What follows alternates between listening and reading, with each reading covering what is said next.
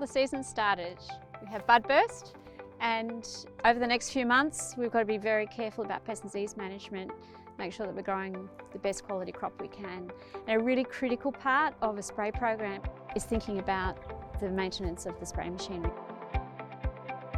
Being a table grape grower, you need to know your machinery and how it works. We've got to do minimal spraying, and what we do use is making sure it's hitting the target. I'm pretty particular in maintaining machinery. I know it's a pain and I know you don't want to do it, but maintain clean, flush lines, check nozzles. It all makes a big difference, it really does. Maintenance is critical and key to coverage. Pre-season, I think the benefit to growers would be to look at nozzle wear and even check the nozzle blockages. You can think you're doing a great job, but your pressures are sitting higher than usual, and it can all just come down to having a bit of chemical residue built up. So there's a few little things we can do that really help.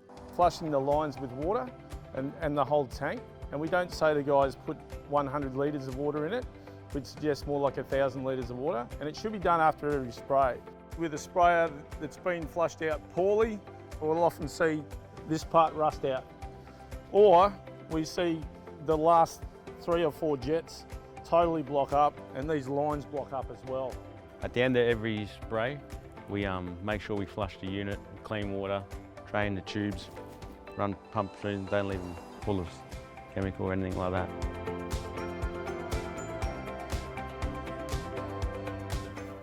So a machine like this one has a lot of nozzles on it, and keeping those all clean is a bit of a tedious job. Some people are using ultrasonic baths that are used for jewellery. You can bung all the nozzles in there and go away and do another job.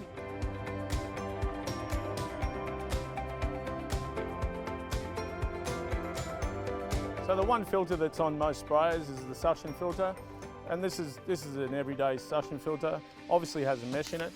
The biggest problem with these is they get holes in them. It's just going to let big debris through and it's going to block stuff up. Obviously we need better filtration. With the older sprayers we'd use a brass inline filter like this, which is high pressure. The easier ones are these. Obviously they come with a bracket. They come with a 3/4 in and out or a 1 inch in and out, depending on the size of your sprayer. These 2 inline filters can be retrofitted to any sprayer that's on the market. My advice for growers would be do a pre-season health check, look at gearbox oils, look at filters, look at your nozzles. Machines don't break down in the shed, they break down when you're using them. The best thing you can do is make sure they're fit for the task.